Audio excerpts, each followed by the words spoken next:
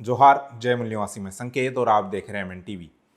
5 राज्यों के चुनाव है और इन चुनावों के बीच में ही छत्तीसगढ़ के बीजापुर में एक नक्सली हमला हुआ है जिसमें करीब 23 जवान शहीद हुए हैं और इसको लेकर सोशल मीडिया में काफ़ी चर्चा हो रही है।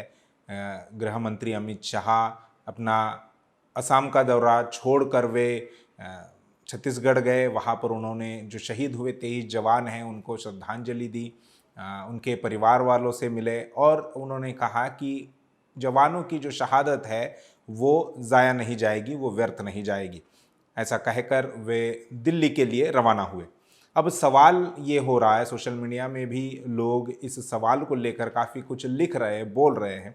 सवाल ये है कि इन चुनावों के बीच में ही जवान क्यों शहीद हो जाती है।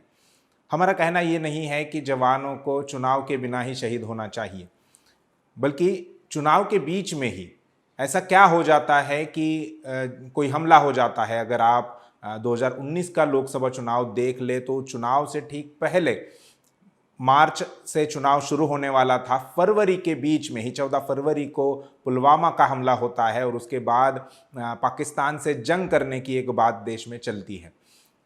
ये क्यों होता है? तो ये सिंपल सा तरीका जो शासक वर्ग है उन्होंने बनाया है। 2019 का ही उदाहरण अगर हम ले ले, लोकसभा का चुनाव जो हो रहा था, चुनाव से पहले ही बहुत बड़े पैमाने पर बीजेपी के विरोध में लोगों का कैंपेन था।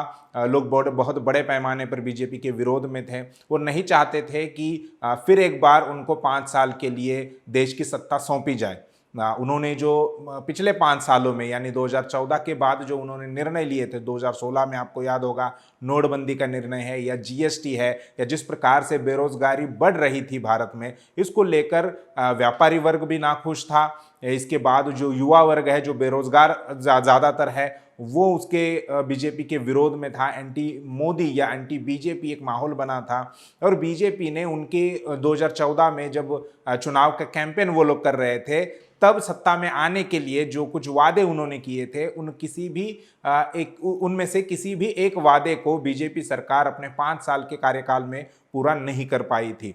फिर चाहे वो 15 लाख देने की बात हो, विदेशों से काला धन लाने की बात हो, हर साल 2 करोड़ रोजगार देने की बात हो, तो कोई भी वादा बेटी बचाओ बेटी पढ़ाओ का जो बात है वो भी उन्होंने पूरा नहीं किया। और बीजेपी सत्ता में आने के बाद जैसा हम देखते हैं, एनसीआरबी के जो आंकड़े ये कहते हैं कि जहां पर जिन राज्यों में बीजेपी की सत्ता रही है उनमें सबसे ज़्यादा महिलाओं के साथ अन्य अत्याचार के मामले बढ़े। इसके अलावा एट्रोसिटीज़ जो SC/ST पर होती है वो मामले बढ़े। ओबीसी के साथ भी बहुत बड़े पैमाने पर धोखा हुआ। 2019 का लोकसभा चुनाव होने से पहले यानी सितंबर 2018 में तब देश के गृह मंत्री राजनाथ सिंह थे, उनकी तरफ से ये अधिकृत बयान दिया गया था। आधिकारिक तौर पर उन्होंने कहा था कि 2021 की जो जनगणना होगी उसमें ओबीसी की अलग से गिनती की जाएगी, उनकी जाति आधारित गिनती होगी, अलग से उनका डाटा इकट्ठा किया जाएगा। लेकिन जैसे ही बीजेपी सत्ता में आई उन्होंने कह दिया, साफ कर दिया कि ओबीसी की जाति आधारित जनगणना या ओबीसी का किसी भी प्रकार से अलग से डाटा इकट्ठा करने का काम, आंकड़े जुटाने का काम सरकार नहीं करेगी। तो ये ओबीसी के साथ भी उन्होंने धोखा किया था। चुनाव से पहले वादा किया कि हम करेंगे, चुनाव खत्म होने के बाद जब फिर से वो सत्ता पर सवार हुए, सत्ता उनको दिल्ली की मिल गई, उसके बाद उन्होंने कहा कि हम ऐसा नहीं करेंगे। तो 2019 के लोकसभा चुनाव से पहले ही देश में एंटी बीजेपी माहौल था, एंटी मोदी माहौल था और इन सब के ऊपर से ध्यान हटाने के लिए उनको कोई एक मुद्दा चाहिए था जिस मुद्दे को आधार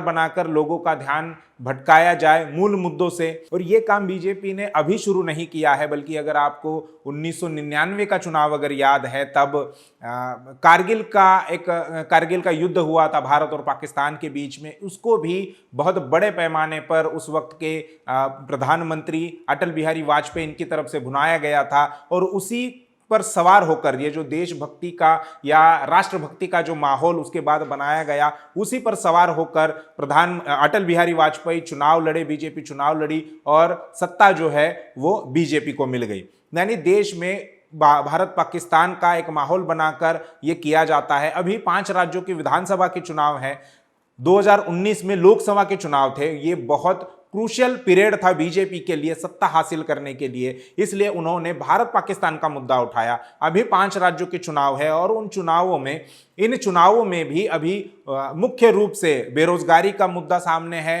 या सीएए एनआरसी जो कानून उन्होंने लाया है वो चर्चा में है, लेकिन बीजेपी इस पर चर्चा नहीं करना चाहती। बीजेपी कहीं ना कहीं इस मुद्दे पर बैकफुट पर है। ईवीएम का जहां तक मामला है, असम में बीजेपी के जो विधानसभा के कैंडिडेट हैं उनकी ही गाड़ी में ईवीएम्स मिले हैं। इसके अलावा पश्चिम बंगाल से भी ये खबरें आ रही है कि वहां पर भी कुछ गाड़ियों में ईवीएम्स मिले हैं। तो ईवीएम के मुद्दे पर भी बीजेपी जो है बैकफुट पर है। अलग अलग राज्यों के जो जहां तक 5 राज्यों के चुनाव है उन राज्यों की जो सत्ताधारी पार्टियां हैं, फिर चाहे वो टीएमसी हो, पश्चिम बंगाल की बात करें, तमिलनाडु की बात करें तो डीएमके हो, तो उन्होंने भी ईवीएम पर अपने सवाल उठाए हैं। चुनाव आयोग को उन्होंने लिखा है। डीएमके ने तो मद्रास हाईकोर्ट में केस दायर किया और हाईकोर्ट के द्वारा चुनाव आयोग से उन्होंने जवाब मांगा है। अभी तक चुनाव आयोग ने डीएमके की जो केस है उस पर कोई स्पष्टीकरण नहीं दिया है। तो ईवीएम के मुद्दे पर भी बीजेपी बैकफुट पर है। सीए एनआरसी का मुद्दा उस पर बैकफुट पर है।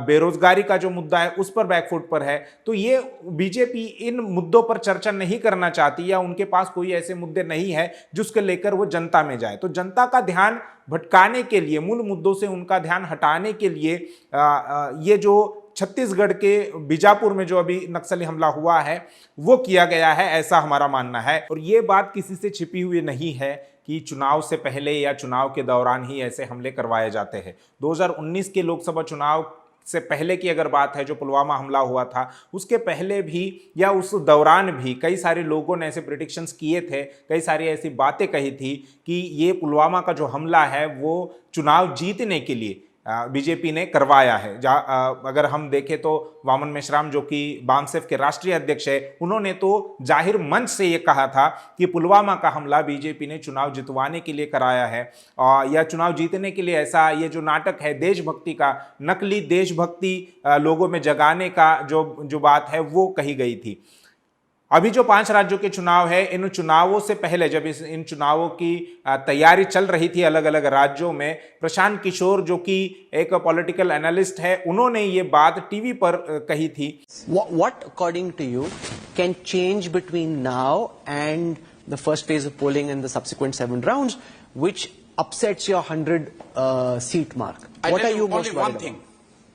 Only one thing. If there is a kind of unfortunate incidents of attack on paramilitary forces here, that's the only thing that could change thing. I'm being absolutely honest and blunt. Who could attack the paramilitary? I don't know. I'm saying if there is probability of 1%, if some paramilitary forces get attacked, something happens, that I can't foresee. But otherwise, in a normal circumstances, no matter what BJP does, no matter how good a player they are in slogovers, they were as good a player in slogovers in Delhi as well. I think the gap is too big for BJP now to fill. Rahul कनवल, इन्होंने उनका एक interview किया था। उस interview में उन्होंने ये बात कही थी कि बंगाल के चुनाव में बीजेपी बहुत बुरी तरह से हारने वाली है, लेकिन अगर पैरामिलिट्री की कोई हरकत नहीं होती या पैरामिलिट्री पर कोई हमला नहीं होता तो ये बात कही जा सकती है कि बीजेपी उस पर सवार होकर ये चुनाव जीत जाए या बहुत बड़े पैमाने पर उनको सीटें हासिल हो। लेकिन अगर ऐसा नहीं होता है तो बीजेपी बहुत बड़े मार्जिन से वहां पर हारने वाली है। ये हमला होने से 1 महीना पहले प्रशांत किशोर इन्होंने कही थी। तो ये आप अंदाजा लगा सकते हैं कि एक किस प्रकार की राजनीति हो रही है। जब लोकसभा का चुनाव होता है तब पुलवामा का हमला करवाया जाता है, पाकिस्तान को इसके लिए जिम्मेदार ठहराया जाता है। जब विधानसभा का चुनाव होता है तब नक्सली हमला करवाया जाता है या होता है, और उसके लिए फिर ये माहौल बनाया जाता है कि इन सब से ये जो समस्या है, नक्सलवाद की जो समस्या है या आतंकवाद की समस्या है, इन समस्याओं से केवल और केवल आपको बीजेपी ही देश को या उस राज्य को बचा सकती है। छत्तीसगढ़ में चुनाव नहीं है, लेकिन उसका एक माहौल पूरे मीडिया के द्वारा खड़ा किया जा रहा है। और इस माहौल का भरपूर उपयोग बीजेपी करने वाली है। जिस प्रकार से अमित शाह का स्टेटमेंट आया है कि हम इन जवानों की शहादत को जाया नहीं जाने देंगे, व्यर्थ नहीं जाने देंगे, इससे आप अंदाजा लगा सकते हैं कि किस प्रकार की राजनीति देश में हो रही है। असली मुद्दे जिस पर चर्चा होनी चाहिए, जिस पर लोगों को समझाना चाहिए, या अगर बीजेपी ने कुछ काम किए हैं तो उन कामों को लोगों के सामने रखकर लोगों से वोट हासिल करने चाहिए। लेकिन बीजेपी यहां ऐसे करते हुए दिखाई नहीं देती, बल्कि वो मूल मुद्दों से, असली समस्याओं से लोगों का ध्यान भटकाने के लिए ऐसे कुछ हमले हो या ऐसी कुछ बातें करती है जिससे लोग उस बात की तरफ ध्यान ना दे और दूसरी तरफ उनका ध्यान डाइवर्ट हो और एक मसीहा के तौर पर या देश को बचाने के लिए, राज्य को बचाने के लिए बीजेपी काम कर रही है। इस प्रकार का माहौल देश में बनाया जा रहा है।